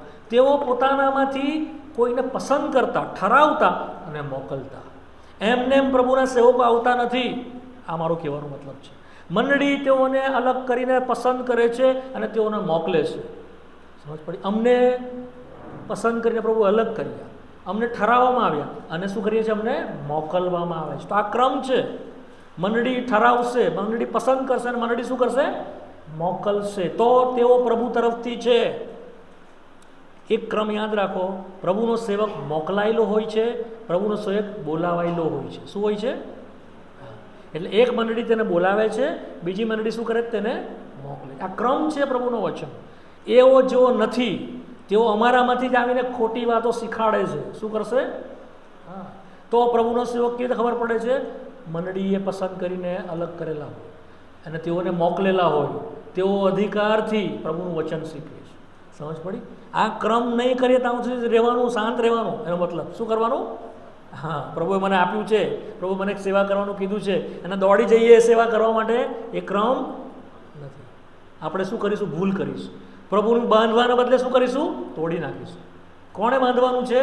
મંડળી અલગ કરે, પસંદ કરે, જેઓનું જીવન જોઈને 7મા અધ્યાયમાં વાંચીએ છીએ, તેઓએ અલગ કર્યા 7, જેમાંનો સ્ટેફન હતો. અલગ કરીને તેઓને ઠરાવ્યા, તેઓ સેવા કરે. એનીવે તેઓની ઉપર આપણે બંધાઈએ છીએ. હવે આવી જે બહુ સમય મારો જાય છે, બટ જોઈ લો એક કલમ ફરી કરંથીના 3જા અધ્યાયમાં. તો તેઓની ઉપર આપણે શું કરવાનું છે? બંધાવવાનું છે. તો બધાનું નહીં સાંભળો. That's my point. જો પ્રભુ તરફથી ઠરાવેલા છે, પ્રભુથી પસંદગી પામેલા છે, તેઓનું જો સાંભળશો તો તમે યોગ્ય ડોક્ટ્રીનમાં ઉછેરશો, સાચા પાયા પર બંધાતા જશો. નહીં તો આ ભાઈનું બી સાંભળો, પેલા ભાઈનું બી સાંભળો, કન્ફ્યુઝ થશો, ગૂંચવાડામાં માનો. અમારે કોને માનવું? અમારે કોનું સાંભળવું? સાચું શું છે? ગૂંચવાયા કરશો. માટે બાંધી શકશો નહીં. અચ્છા, હવે કેવું બાંધવાનું છે? 12મી કલમ, 3જો અધ્યાય 12મી કલમ. જો આ પાયા ઉપર કોઈ સોનું, રૂપું, મૂલ્યવાન પાષણ, કાંસ, ઘાસ કે ખોપરા બાંધે તો દરેકનું કામ કેવી રીતે પ્રગટ કરવામાં આવશે તે દિવસે. તમે ને હું જે બાંધીએ છીએ તે શું બાંધવાનું છે? સોનું, રૂપું અને શું છે? મૂલ્યવાન. આ શું છે? આ છે ને કિંમતી છે. સોનું કેવું છે? કિંમતી. ચાંદી કેવું છે? કિંમતી. મૂલ્યવાન પાષણ એટલે પથ્થરો. પાષણ એટલે મૂલ્યવાન પથ્થરો. એ કેવા છે? કિંમતી છે, સસ્તા છે. સોનું સસ્તું છે. કેટલો ભાવ છે ખબર છે આજે? કેટલો ભાવ છે? 10 ગ્રામનો 100 ગ્રામનો ભાવ કેટલો છે? 1 તોલાનો ભાવ કેટલો છે? હા, 16,50,000 રૂપિયા 100 ગ્રામનો ભાવ. અને 1,65,000 રૂપિયા 10 ગ્રામનો. એટલું મોંઘું છે સોનું. ચાંદીનો ભાવ બી 5 લાખ રૂપિયા સુધી પહોંચી જવાનું છે, એમ કે છે. 3 લાખ તો થઈ ગયા છે. તો કિંમતી વસ્તુ છે. કેમ એ લોકો કિંમતી થાય? કેમ એ કિંમતી છે? દુર્લભ છે, મળતા ક્યાં થાય છે? તે આ બધા ક્યાં થાય છે? પૃથ્વીના પેટાળમાં, ઊંડાણમાં. અને તે કેવી રીતે થાય છે? વર્ષો સુધી દબાણની નીચે હોય છે, પુષ્કળ જમીનનો દબાણ, લાવા કે જે લાવા ફૂટે ને એ લાવાની નીચે તે ગરમીની નીચે દફન થઈને પુષ્કળ ગરમીની નીચે તેઓ શુદ્ધ થતા થાય છે. જેવી રીતે આપણો પ્રભુ ઈસુ ખ્રિસ્ત પરખાયેલો પથ્થર છે, તેવી રીતે જો આપણે પરખાયેલા છે, આપણે શુદ્ધ થયેલા છે, આપણે મૂલ્યવાન થયેલા છે, તો આપણે આવું મૂલ્યવાન બાંધકામ કરીશું. બીજા અર્થમાં આપણામાંથી પ્રભુ ઈસુ ખ્રિસ્ત જ દેખાવો જોઈએ, બીજું નહીં. તે જ સોનું છે, તે જ ચાંદી છે, તે જ મૂલ્યવાન પથ્થર છે. તો શું થશે? તે ટકશે. શું થશે? જ્યારે ફાયર આવશે ને, પ્રભુ જ્યારે પારખશે ને, તો તે ટકશે. કેમ ટકશે? તેઓ પ્રભુના જેવા જ છે માટે. જેમ તે પરખાયેલો પથ્થર છે, તેમ આપણે પણ જો સોના જેવા પરખાયેલા છે. કારણ કે પહેલાથી જ આપણે પરખાયેલા છે. કેવી રીતે તે પારખે છે ખબર છે? બહુ દુઃખ આવવા દે છે, બહુ તકલીફ, બહુ માંદા છો ને, આજે દુઃખ છે ને શરીરમાં છે ને તો બેઠા છો ને, પ્રભુ આપણને શું કરે છે? સોના જેવા પારખે છે. અયુબનું પુસ્તક 23મો અધ્યાય, અયુબનું પુસ્તક 23મો અધ્યાય, મારા ખ્યાલથી 11મી કલમ છે કે કઈ છે? હા, 10મી કલમ વાંચો 23:10, અયુબ 23:10.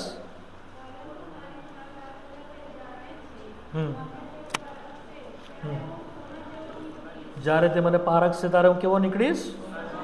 સોના જેવો નીકળીશ. જખારિયામાં આવો, 11મો અધ્યાય.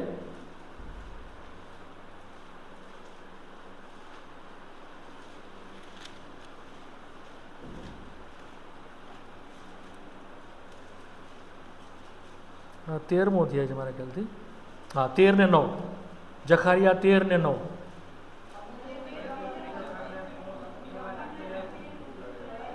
હા,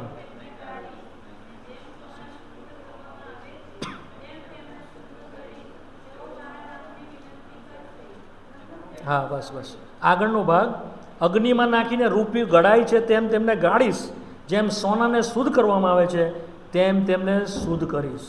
આપણી ઉપર જે દુઃખો પડે છે, આપણા વિશ્વાસની કસોટી કરવામાં આવે છે. પિત્તર કહે છે તમે સોનાના જેવા બહાર નીકળો છો. પહેલું પિત્તર 1:7. પહેલું પિત્તર 1:7 વાંચીએ સાથે મળીને. પહેલું પિત્તર 1:7. જેથી સાથે મળીને, જેથી તમારા વિશ્વાસની પરીક્ષા જે અગ્નિથી પરખાયેલા નાશવંત સોના કરતાં બહુ મૂલ્યવાન છે, તે ઈસુ ખ્રિસ્તના પ્રગટ થવાની વેળાએ સ્તુતિ માન. જ્યારે પ્રભુ પ્રગટ થશે વાલાઓ, ને જ્યારે અગ્નિ પારખશે, જ્યારે પ્રભુ કસોટી પુષ્કળતાથી લાવશે, ત્યારે તમે એને કેવા દેખાઈશું? શુદ્ધ સોનાના જેવા. પરંતુ જો ઘાસ ને ખાસ ને ખૂપરા હશે તો કેવું હશે? પ્રભુ ઈસુ ખ્રિસ્ત સિવાય બહારનું કંઈ બી તમે બાંધેલું હશે, તે શું થશે? બળી અને તે ટકશે. વાલાઓ, આપણે ધ્યાન કરીએ તમે શું બાંધી રહ્યા છો આજે? પ્રભુ જોઈ રહ્યો છે વાલાઓ. મંડળીનો કસોટીનો આરંભ પ્રભુ મંડળીમાંથી જ કરશે. એમ નહીં માનો કે બધા પેલા લોકોનો ન્યાય પ્રભુ કરવાનો છે. નહીં, પહેલાં પ્રભુ મંડળીનો કરશે. જો પિત્તરમાં છો તો જોઈ લો, 4થો અધ્યાયમાં, પહેલું પિત્તર 4, 17મી કલમ.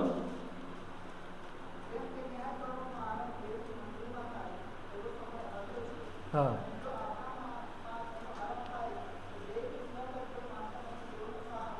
ન્યાયકરણનો આરંભ ક્યાં થયો છે? તમને પારખશે પ્રભુ, તમને પારખશે. એમને સ્વર્ગમાં નહીં લઈ જાય. સમજ પડી? જો તમે પરખાતા રોજ દુઃખોમાં તૈયાર થતા 5 વર્ષ, 10 વર્ષ, 15 વર્ષ એવા શુદ્ધ થતા જશો, એ પથ્થર બનતા જશો. પ્રબોધકોના પાયા ઉપર સાચા શિક્ષણમાં બંધાતા જશો, સોના જેવા બંધાતા જશો, ચાંદી જેવા બંધાતા જશો. તો જે બાંધતા તમે જશો, તો જ્યારે છેલ્લો દિવસ પ્રભુ આવશે, અગ્નિની જેમ બધાને પ્રભુ પારખશે. તો જેવી રીતે જે સાચો પથ્થર પ્રભુ ઈસુ ખ્રિસ્ત પરખાયેલો છે, તેવા તમે હું એવી રીતે પરખાયેલા હોવાના કારણે ટકી રહીશું. નહીં તો શું થઈ જશું? મળી જઈશું. અને જો ટકશો તો જ બદલો મળશે, નહીં તો નહીં મળે. ખાલી તારણ પામીને સ્વર્ગમાં સ્થાન મળશે, બીજું કંઈ મળશે? 2 જણા હતા, 2 મિત્રો પ્રભુમાં હતા. એક પ્રભુમાં બહુ દ્રઢ, બહુ સેવા કરતો, આમ જતો તેમ જતો, ઘણું કરતો. બીજો થોડો ઓછો દ્રઢ હતો, પણ પ્રભુને બહુ વિશ્વાસ યોગ્ય હતો, આધીન હતો, અને પ્રભુની નાનામાં નાની વાતની બહુ ચિંતા કરતો, શુદ્ધતાથી રહેતો. બીજાનું પહેલાંનું જીવન બહુ બહારથી બહુ સારું દેખાતું, પરંતુ માહે ઘણી ગંદકી હતી. પ્રભુની જે શુદ્ધતા તેનામાં જોવા મળતી નહોતી.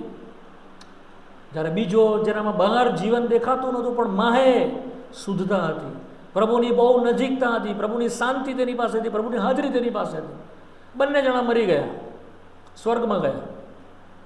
દૂત તેઓની પાસે આવ્યું અને દૂત બંનેને, ચાલો તમને કંઈક બતાવું. શું બતાવું? તમે જે કંઈ બી પૃથ્વી ઉપરથી મોકલ્યું એના માટે અમે તમારા માટે કંઈક અહીંયા બનાવ્યું છે. શું બનાવ્યું છે?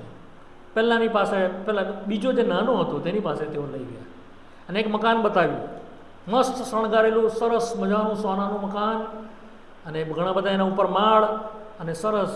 જો મિત્ર, નાના મિત્ર, તારા માટે કેટલું સરસ અહીંયા બન્યું છે. બહુ ખુશ થયો. પણ મેં તો એટલું બધું કંઈ કર્યું ને? નહીં, તે જે કંઈ ગુપ્તમાં કર્યું, તે જે બીજાને મદદ કરી, જે તે પ્રાર્થના કરી, જે તે નાનામાં નાની આજ્ઞા પાડી, જે કંઈ તે અહીંયા મોકલ્યું સામગ્રી, તેનાથી જો અમે અહીંયા મસ્ત તારા માટે મકાન બનાવ્યું છે. હવે અહીંયા રહે અને પ્રભુમાં આનંદ. જે પહેલો વ્યક્તિ હતો તે કીધું કે આ કેટલું સરસ, આણે તો કશું કર્યું નથી, છતાં જો આને આટલું સરસ મળ્યું છે તો મને કેટલો સારો બદલો. આગળ ગયા. એક નાની ઝૂંપડી હતી. શું હતી? નાની ઝૂંપડી. અને પેલા દૂતે કીધું, મિત્ર, આ મકાન તમારું છે. ભાઈ, ભૂલ થતી લાગે છે. તમે પેલા જે નાના માણસને આટલો મોટો બંગલો આપ્યો, અને મેં તો પ્રભુની કેટલી સેવા કરી. હું તો કાં ગયો, બધી જગ્યાએ દોડી દોડીને કામ કર્યું, અને મારા માટે જો કંઈ તમારે તપાસ કરો, ભૂલ થતી હશે, જો બરાબર તમારું લિસ્ટ જુઓ. તમારી કંઈ ભૂલ થતી નથી. તમે જે મોકલ્યું તેનાથી અમે જે બનાવ્યું તે આ જ બન્યું. તમે સમજ પડી વાતમાં? તમે ને હું જે મોકલીએ છીએ ને ઉપર, એનાથી આપણું ઘર બની રહ્યું છે. સમજ પડી? જેવું તમે જીવશો એ જ તમે મોકલશો. તમારું દ્રવ્ય ક્યાં ભેગું કરો? આકાશમાં, જ્યાં કોઈ નાશ કરતો, ચોર ખાતો ચોરી જતો નથી, કીડો એને ખાઈ જતો નથી, એવું દ્રવ્ય જે કંઈ બી તમે ઉપર મોકલો છો. માટે પ્રકટીકરણની અંદરનો જે 21-22 અધ્યાય લખવામાં આવ્યો છે કે ત્યાં સોનાના એ છે, રસ્તાઓ છે. ખરા અર્થમાં શું છે ખબર છે? તમારું ને મારું જીવન છે. શું છે? તમારું ને મારું. તમે શું મોકલો છો? તમે શું મોકલો છો ઉપર? ઘાસ ખૂપરા. તો ઉપર કોઈ બદલો મળશે? કોઈ બદલો મળશે? અહીંયા પણ કંગાલ, ત્યાં પણ કંગાલ. અહીંયા પણ બેહાલ, ત્યાં પણ બેહાલ. અહીંયા પણ દરિદ્રી, ત્યાં પણ દરિદ્રી. પ્રકટીકરણનું પુસ્તક 22મો અધ્યાય, છેલ્લી કલમ, પછી પ્રાર્થના કરીએ. પ્રકટીકરણનું પુસ્તક 22મો અધ્યાય, 12મી કલમ. સાથે મળીને જુઓ. હું થોડી વારમાં દરેક માણસને તેની કરણીઓ પ્રમાણે ભરી આપવાનો બદલો, તેની કરણીઓ પ્રમાણે બદલી આપવાનો બદલો, રિવોર્ડ એની પાસે છે, એના હાથમાં છે. આ છેલ્લો સમય, લાસ્ટ કલમ લખેલી છે. તમે કંઈ મોકલ્યું છે ઉપર? હા કે ના? તમે જે પ્રભુ માટે અહીંયા કર્યું છે ને તે ઉપર તમારા માટે હશે. જો પ્રભુ માટે કશું કર્યું નથી, પ્રભુ માટે જીવ્યા નથી, તો ત્યાં પ્રભુ કઈ પામશો? આપણા માટે 5 મુગટ છે. કયા છે? 5 મુગટ. કદી ન કરમાઈ જનાર મુગટ, જીવનનો મુગટ, ન્યાયપણાનો મુગટ, આનંદનો મુગટ. જેમાં આપણે ગીત એક દિન નિકટ હે પ્રભુ આએગા, એમાં એક ગીતમાં એ જ બધા લખેલા છે. તમે વાંચજો. 5 બધા મારો મેસેજ હતો એના પર પણ સમય પતી ગયો. તો એ બધા મુગટો પ્રભુ તમને આપશે. મુગટ એટલે ખરા અર્થમાં બધા મુગટ નથી, પણ એકચ્યુઅલી એ દ્રષ્ટાંતના રૂપમાં લખેલા છે. એ શું છે? તમે જે કંઈ મોકલો છો ઉપર, તે ઉપર. આજે આપણી હાલત એવી છે, આપણે કંગાલ, આપણે બેહાલ, ને આપણે એટલા બધા દરિદ્રી છે કે પ્રભુ કહે છે મારી પાસેથી સોનું વેચાતું હોય એ માંગ, અંજન વેચાતું લે. પ્રકટીકરણ 3:17 ને 18 વાંચીને બંધ કરી દઈએ. સોનું મારી પાસેથી વેચાતું લે. 17 ને 18. પ્રકટીકરણ 3:17 ને 18 ઇમ્પોર્ટન્ટ છે, માટે મંચાવું છું. શાંતિથી, ધીરજથી વાંચો. અને જેઓ પાસે બાઇબલ નથી, તમે તમારા કાન ખુલ્લા રાખીને સાંભળો. વાંચો. કોઈ બેન જોરથી વાંચો. એક જ બેન વાંચો.